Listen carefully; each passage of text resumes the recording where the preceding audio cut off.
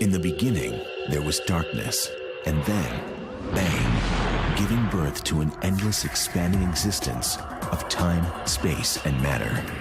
Now see further than we've ever imagined, beyond the limits of our existence, in a place we call the universe. Chaotic and breathtaking, their beauty forms from the emptiness of space. Nebulas are everything in the galaxy that stars are not. Wisps of matter, at times coming together, at others flying apart. Filmy veils, billowing masses, some dark, some glowing in brilliant colors, many taking the shapes of things that are eerily familiar. It's interesting when people look at nebulas, they sort of start seeing things in it. Neither stars nor planets, they are the crown jewels of the galaxy. The universe reveals its awesome display of stellar birth, death, and the cycle of creation inside the nebulas.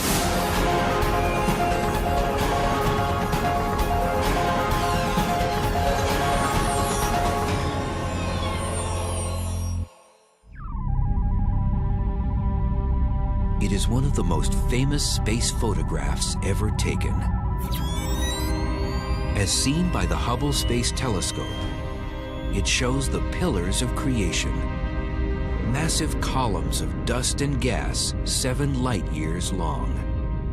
As big as they are, the pillars are just a small part of an immense stellar nursery 6,500 light-years from Earth, called the Eagle Nebula.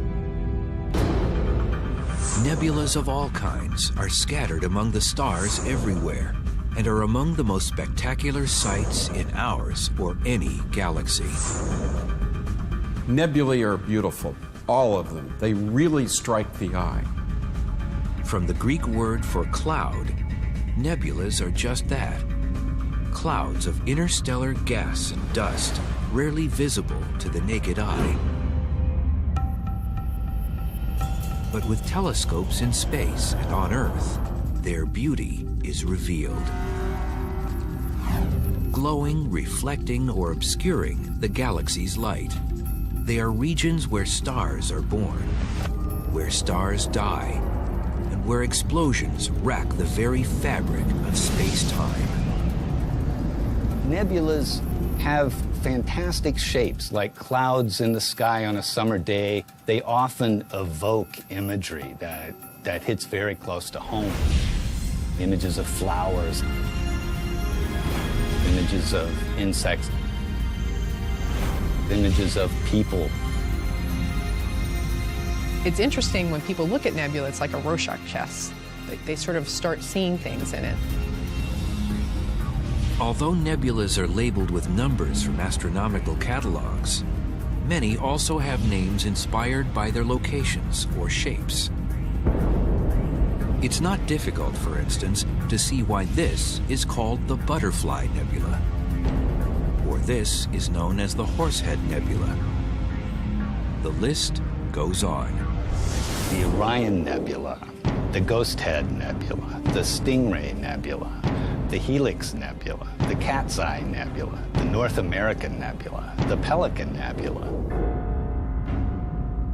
The astonishing forms nebulas take make them the tourist attractions of the galaxy.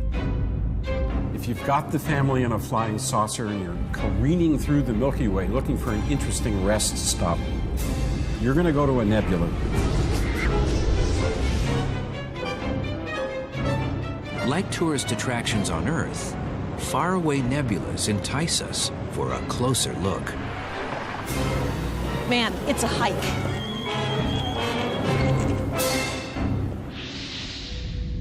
One of the prime attractions in the night sky is the Great Orion Nebula. One of the very few nebulas you can see with the naked eye.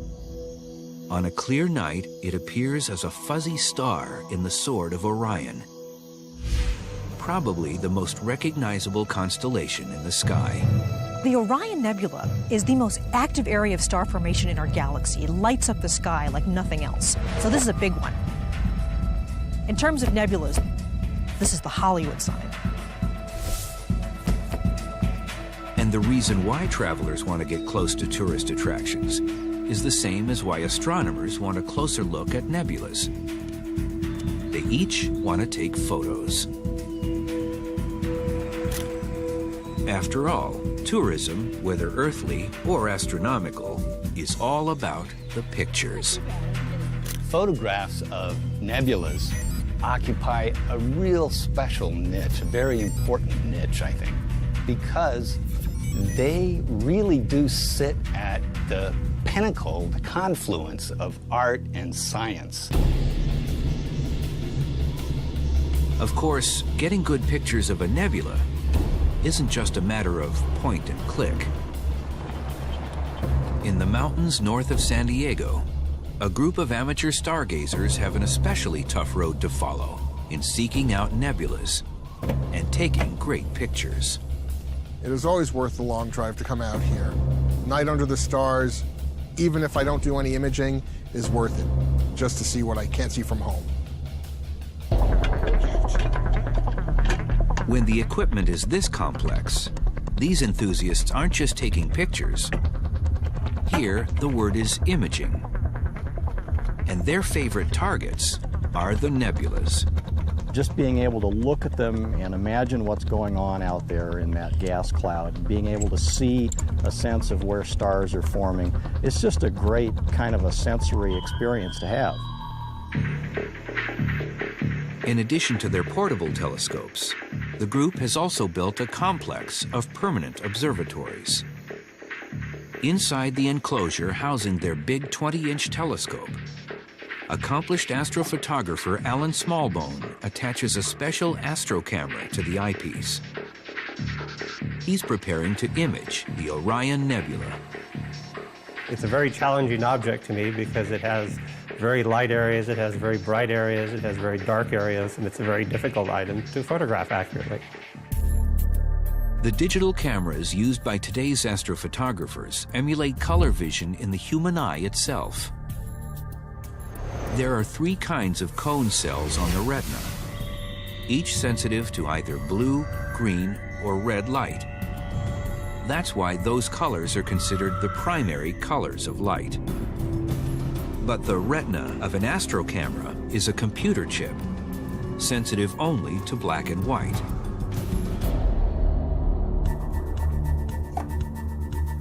So for color photos, it uses red, green, and blue filters, taking at least one shot with each one. It's often called the RGB technique and is standard for producing more natural color. In capturing the Orion Nebula, Smallbone takes time exposures lasting 5 minutes through each of the 3 filters. But nebulas are so dim that for the best photos, he often needs dozens of exposures, with times totaling as much as 14 hours. No one ever said this was easy. Astroimaging can be very tedious because it's very time-consuming. It involves long periods of time where you're sitting waiting for the camera, and the mount is just tracking, and there's really nothing you can do except sit and wait. Later, Smallbone stacks the raw images on his computer. There, the different combinations of red, blue, and green dots work just like a color TV to create every other hue in the spectrum. Hours after first opening the shutter, the Orion Nebula appears in its natural colors on the screen, as no human eye has the sensitivity to see it.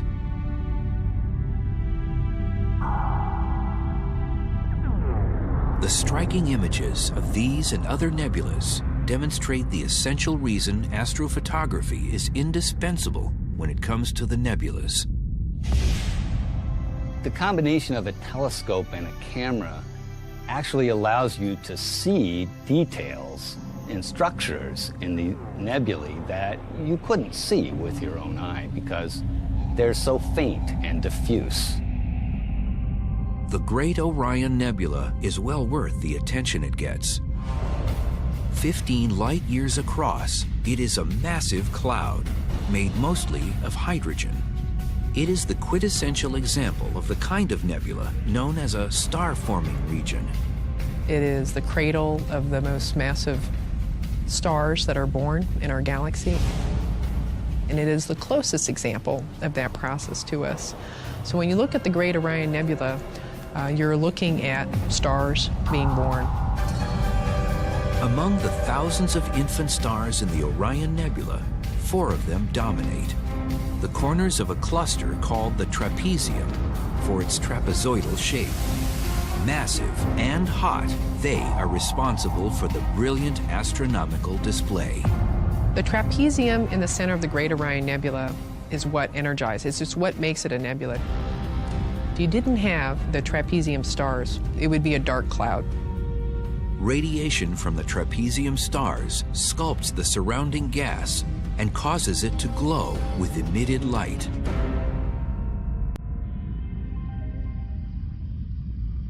What would it be like to fly through the Orion Nebula in a spacecraft? It might look like this.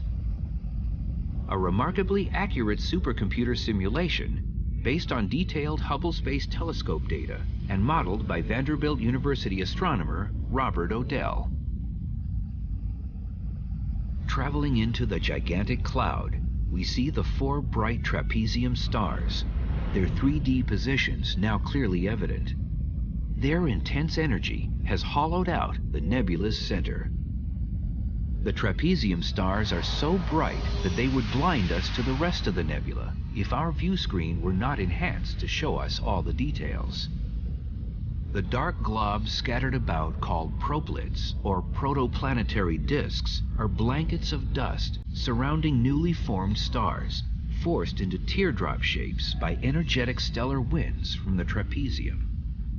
One of them clearly shows a ring of debris orbiting its central star, strong evidence that a new system of planets is forming. Our route out of the Orion Nebula shows us the angle at which we see it from Earth.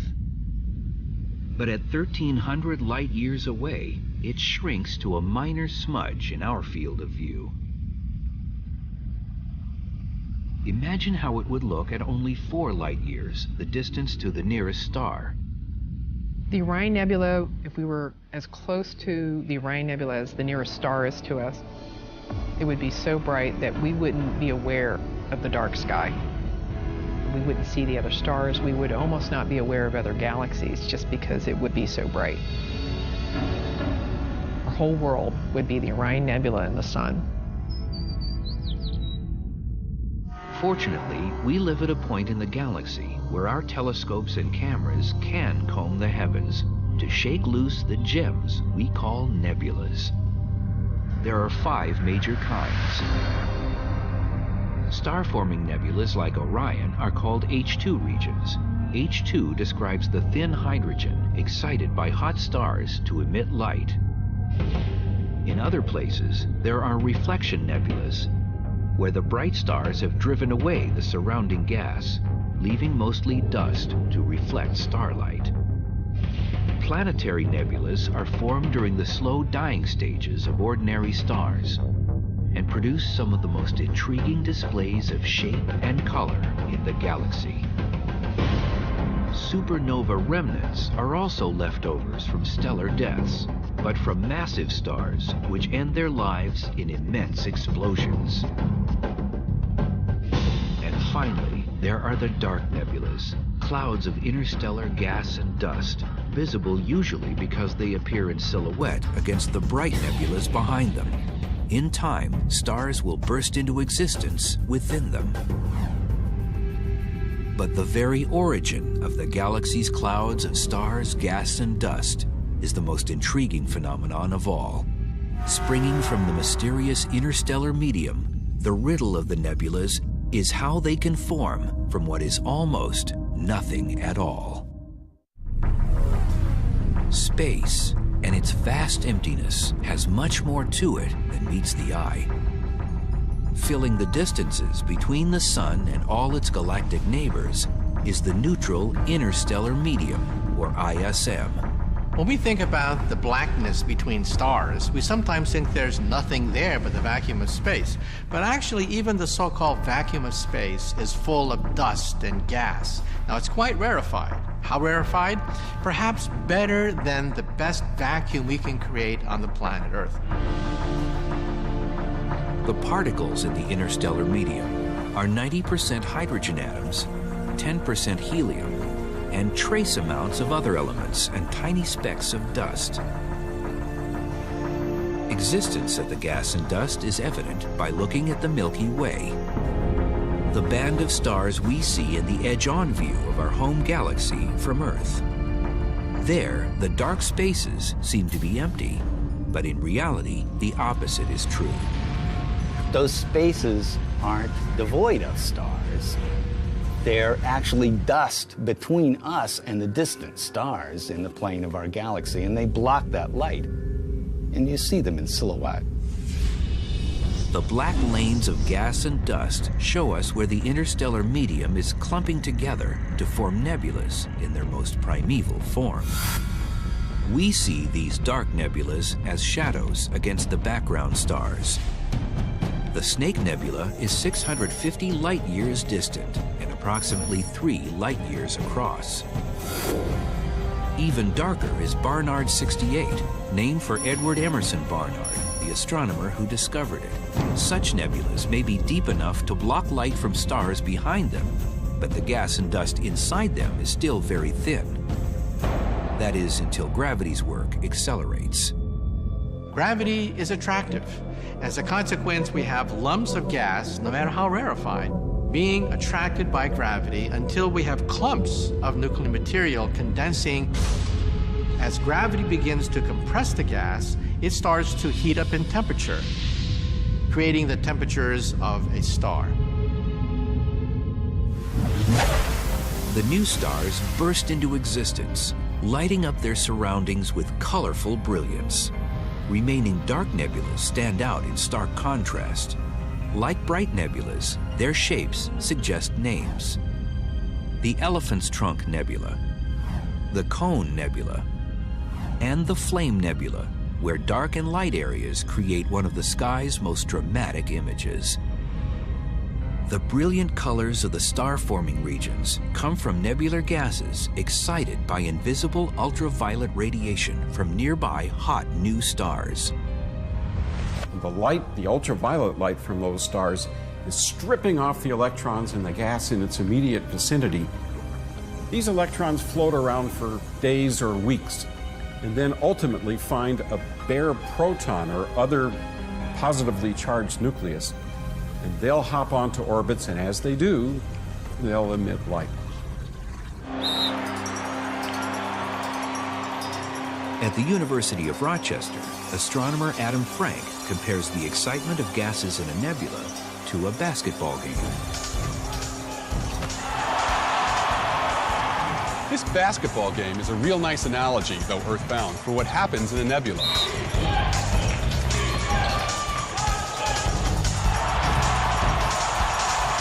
Down on the court, you've got Rochester going up against NYU. The basketball players are a lot like the stars at the center of a nebula.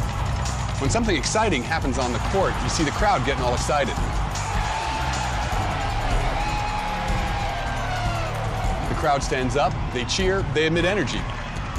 In this case, it's sound energy, but in the nebula, it would be light. This is exactly the same thing that happens when an electron gets ripped off an atom, flies around for a while, and then finds another atom to recombine with, and emits energy at the same time.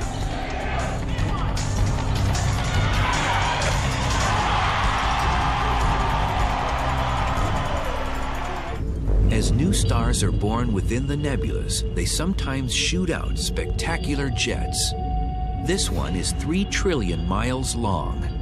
The jets are nebulas in their own right, generated by the orbiting cloud of gas and dust sending material into the young star. Because of rotation, it first forms an accretion disk, which is kind of like a frisbee spinning around the young star, building the young star. Now, there's always magnetic fields in all of this gas, and as the disk spins, material loads up onto the field lines, as we say, and it spins and then is flung out into space. Eventually, the field lines get bent around, collimating the jet, creating a nice solid jet column. Along with stellar jets, the galaxy's nebulas display a wild variety of bubbles, shock waves, pillars, and even mountains. These are called the mountains of creation, a nebula often compared to the famous pillars of creation, but in fact, 10 times as large. Though they are 70 light years across, this image, taken in visible light, shows them subtle in appearance. But see what happens when we look at a picture from the Spitzer Space Telescope, which views them in infrared. Infrared light is light of a slightly longer wavelength than visible light. It's redder than red light. We commonly see infrared light from objects like us that are warm but not extremely hot. Since infrared light is emitted by anything that is warm, it's often used to detect heat. In special cameras, each temperature is detected as an infrared color that we can't see, and then it's translated into a visible color that we can see. That's how infrared can use body heat to reveal some amateur astronomers working in the dark of night, when otherwise we'd have to turn on a light to see them at all. In space, the same principle applies. This is the Eagle Nebula as seen in visible light. But the infrared Spitzer telescope sees it in a much different way, revealing a region of extremely hot dust, seen here in red. Now you have to ask yourself, what could get dust that hot? The stars in the nebula, no, they're not really bright enough, they're not hot enough, but maybe a supernova explosion. Maybe the violent death of a star. A supernova could send out a massive shock wave, which might have a profound impact because the Eagle Nebula is home to the pillars of creation. Well, for the pillars, it doesn't look very good. What's going to happen is that supernova shock wave that's expanding out from the exploding star, sooner or later is going to hit those pillars. And when it hits the pillars, it's going to evaporate them and they're going to be destroyed, leaving the stars that are currently forming in the pillars behind. But all that gas and dust and those beautiful, pillar-like shapes, they're going to just disappear. The infrared that reveals the fate of the famous pillars is only one tool in the astronomer's light box. But the nebulas can be seen in light of all kinds, stripping away shrouds that keep their secrets otherwise hidden forever. In a universe filled with light, astronomers have learned to look at the stars by analyzing light of different kinds, such as the infrared images from the Spitzer Space Telescope. Infrared is only one region on the electromagnetic spectrum, an immense scale we use to measure the wavelengths of all kinds of radiation.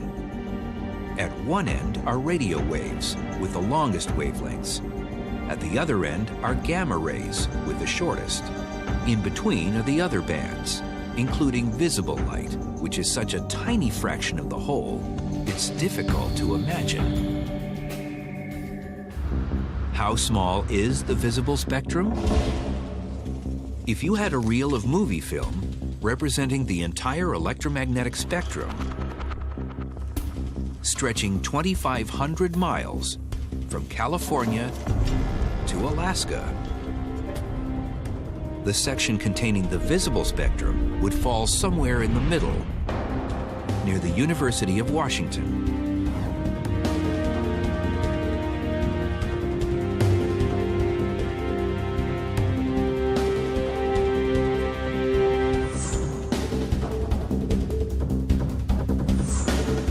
This frame is the whole visible spectrum.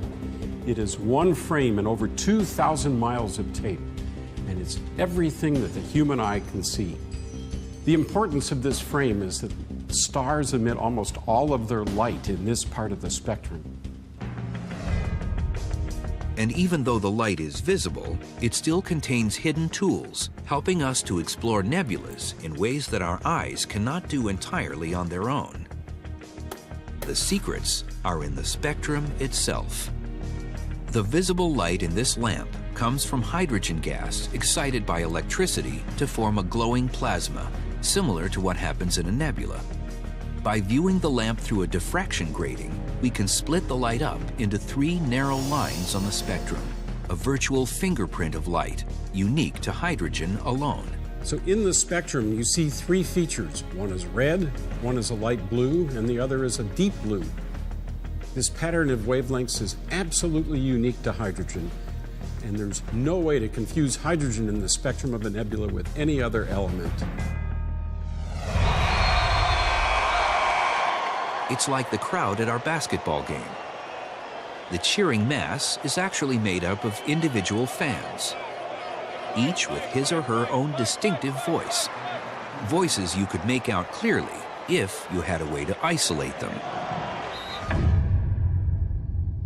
Isolating the individual spectral lines of the elements within nebulas has allowed astronomers to create images truly worthy of these tourist attractions of our galaxy.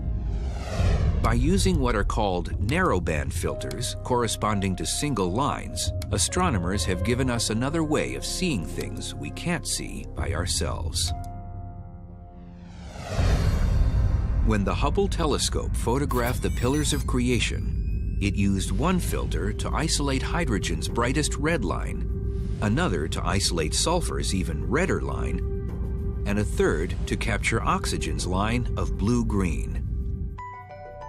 Image specialist Zoltan Levay assembles the components into a full-color image that reveals more than the sum of its parts. By taking images of a nebula through a filter that isolates the light of a particular element, we are seeing the distribution of that element throughout this nebula. But to a larger extent, we're seeing how the physical conditions vary across that nebula. If the true colors of hydrogen, oxygen, and sulfur lines were combined, the image of the pillars would look something like this. But the Hubble team translates each element into one of light's primary colors. Oxygen's blue-green is assigned to blue, hydrogen's red is assigned to green, and sulfur, similar to hydrogen in color, is assigned to red. Sometimes called false color, the image is a better display of material reality. This I would refer to as representative color, the way we've constructed this image. The colors may not appear the same as the colors we would see if we were looking at this with our unaided eyes or through a telescope, but they represent the physical processes that are happening here. The hydrogen, oxygen, sulfur filters, as combined this way, are known as the Hubble palette, which is used widely in nebular photography of all kinds. It shows us not only the colorful chaos of star-forming nebulas, but also the striking images of the places where stars die.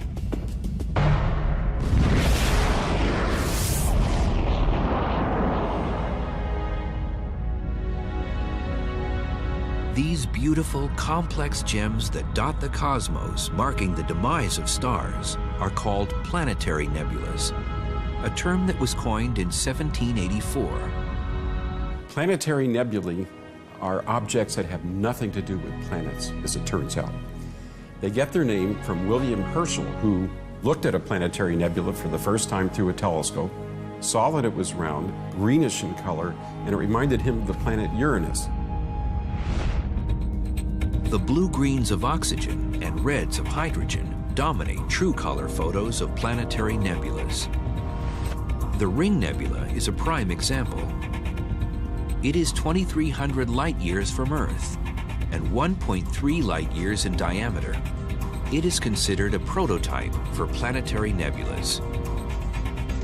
But the shape of the Ring Nebula is simple compared to other planetary nebulas.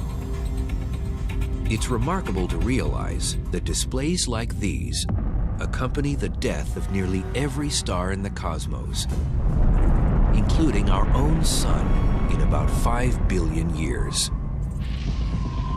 The star swells up near the end of its life. The sun will fill half the sky. When the sun is setting in the west, another part of it will be rising in the east. And at noon, the whole sky will be filled with this bright red object, baking us to porcelain. At this point, the inside of the star becomes wildly unstable. It shudders and it quakes. And at that point, the surface, which is very loosely bound, can be tossed into space. Think of it as a process of stellar sneezing.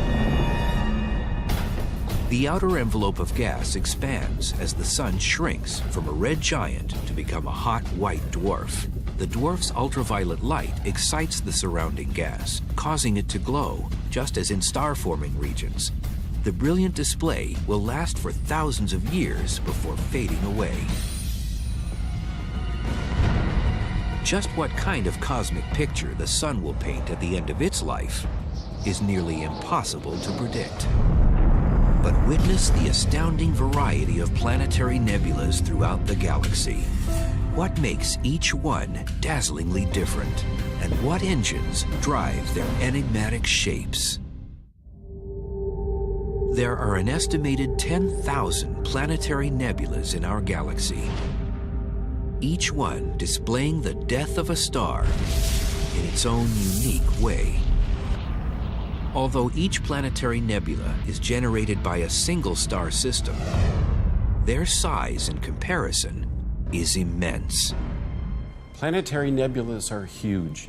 If I had the solar system between my fingers, the planetary nebula would be 1,000 to 10,000 times larger in radius. And yet, because of their great distance from Earth, most planetary nebulas appear to us as tiny specks in the cosmos. The distance to the planetary nebula NGC 2440 is 4,000 light years. And although the nebula itself is 1 full light year across, its size, when viewed from Earth, is only 4% as wide as the full moon. Only the most powerful telescopes can see it in detail. A nebula as large as the moon in apparent size is the Helix Nebula, but it still requires a phototime exposure to be seen at all. Its stunning form has inspired some people to call it the Eye of God. At about 450 light years away, it is among the closest planetary nebulas to Earth. As such, it has been studied intensely. This photo from the Hubble Space Telescope is one of the most detailed astronomical images ever made. Among the surprises it reveals are strange spoke-like knots inside the nebula. They call them cometary knots, thinking maybe they're originally from old comets around the star, when in fact it's really a natural interaction of the starlight with the gas. As the starlight comes out, it sort of shocks the gas, kind of like throwing cold water on a hot fire, and it causes the gas to sort of curl and fragment. The brilliant colors seen in photos of planetary nebulas are deceiving. If a spaceship were near the central star of the Helix Nebula, for instance, the glowing gas would be practically invisible because it's so thin. Only by speeding to the planetary nebula's outer reaches would the view start to change. We would have to travel for about 1,000 solar system radii before we began to see the glow of the gases in the planetary nebula itself. And these would look a lot like the aurora that we see here on Earth. The colors would be beautiful. Then shortly after that, we would finish flying through the nebula and we would be out in the depths of space. Looking back on the nebula, the colors are more apparent. The gas is otherwise too thin to be seen, unless we are looking through its entire envelope, billions of miles thick as we are now. But even at this point, we need help.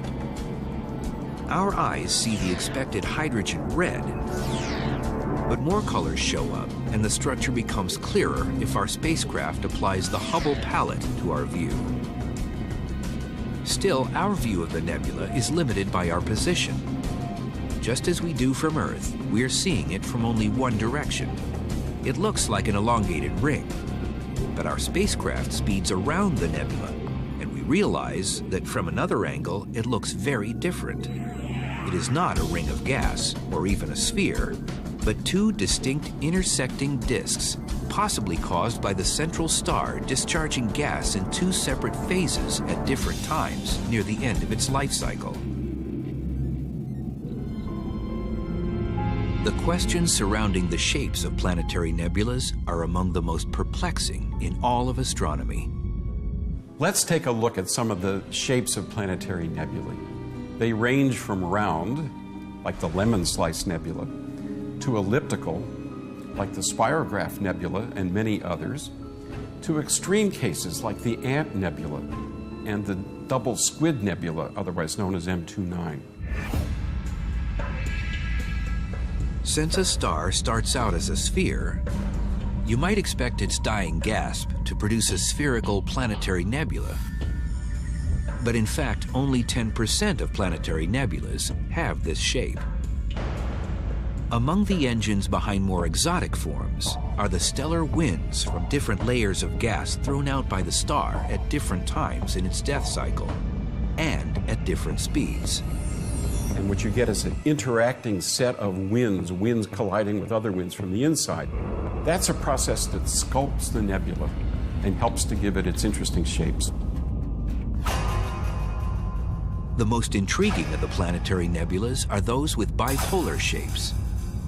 Mysterious forces within these strange objects cause glowing gas to shoot out in jets, reminiscent of the stellar jets from stars in the process of being born. How could two so similar phenomena happen at both the beginning and the end of stellar life? Jets are a ubiquitous phenomenon in astronomy. What all these jets have in common is the presence of an accretion disk, which is rotating gas, magnetic fields in the rotating gas, and as material flows through the accretion disk and loads on the field lines, it gets blown back out into space. But a dying star doesn't have a disk of material falling into it. That is, unless it's a part of a binary pair, two stars orbiting around each other. Binary pairs are very common in the universe. As the two stars rotate around each other, one of the stars is giving up mass to the other. Material flows from one star to the other, and you form an accretion disk. Magnetic fields appear in that accretion disk, and material is blown off it, just like in the other cases as well.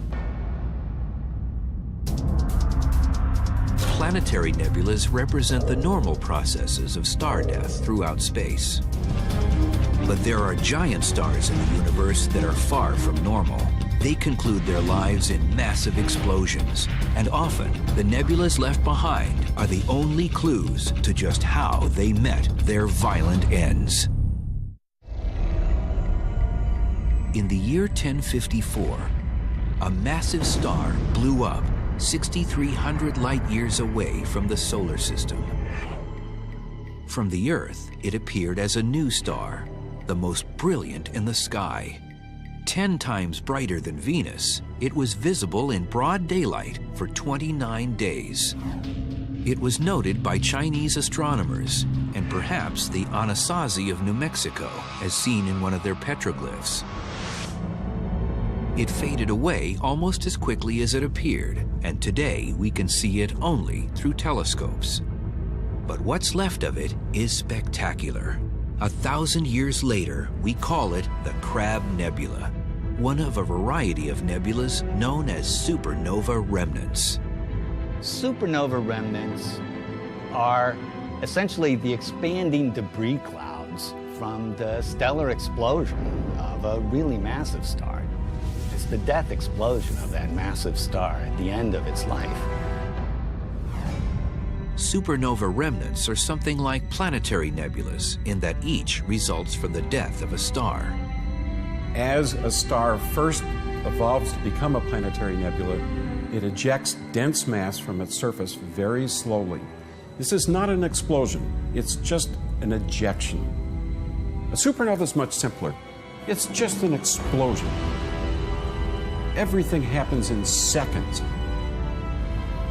And the nebula that we see around it is the shrapnel that still remains.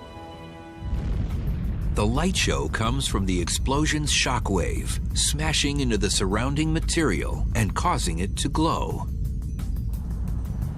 The principle was dramatically illustrated as it actually happened in 2004, when the Hubble Space Telescope caught this shock wave striking a ring of gas in the remnant of a supernova that exploded 160,000 light years away in 1987.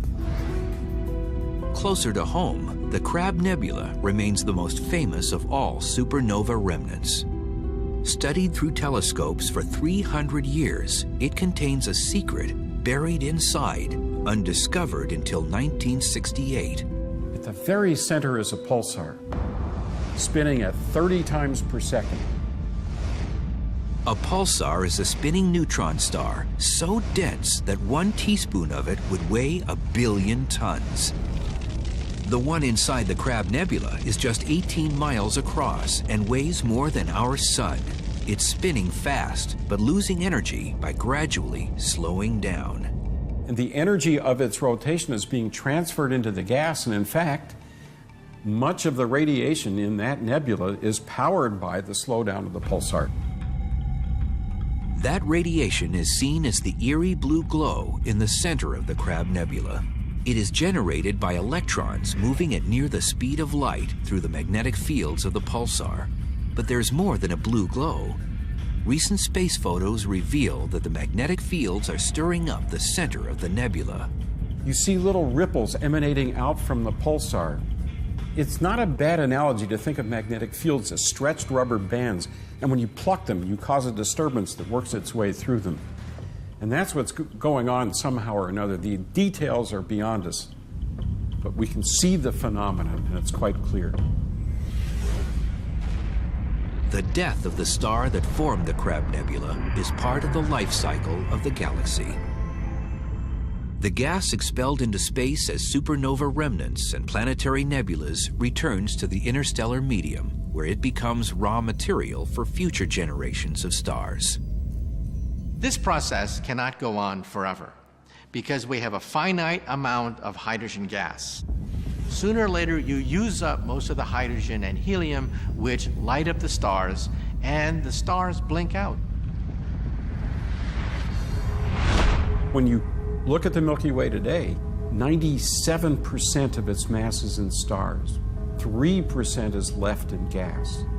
And as star formation proceeds, that reservoir is going to go down and down and down. Certainly, star formation will slow down because this gas is just harder to get out of the ground, as it were. But astronomers using the Green Bank Radio Telescope have recently discovered one source of gas in a massive cloud outside the Milky Way. The very interesting thing about this cloud, which has been called Smith's cloud, is that it's very massive. It's got about 1 million times the mass of the sun in it of gas and dust. Well, this cloud is headed right toward the Milky Way, and in 20 to 40 million years, it's going to collide with us. Now, that's going to create a pressure, a shock wave. And it may set off a generation of hundreds of new stars when it collides with the Milky Way. As the gas in Smith's cloud is compressed by the collision, a brand new star-forming nebula will light up the galaxy, and the life cycle of the universe will continue. In the long term, however, there aren't enough Smith's clouds to keep the process going, and nebulas will gradually disappear. The universe is about 14 billion years old, and come back in 100 billion years and look at the Milky Way, the big, bright, massive stars can't form anymore. All that's left are the ancient remnants of stars that formed in the long past. It's a dull place. It's a very dull place. We live in an exciting time in the era of the universe before stars burn out and the reservoir of new material is gone for forming new stars and planets. It's a privileged time. A time when the sky still remains filled with the lights of the great Orion Nebula, the pillars of creation, and the eye of God. Each one a small marvel of nature in the vast expanse of the universe.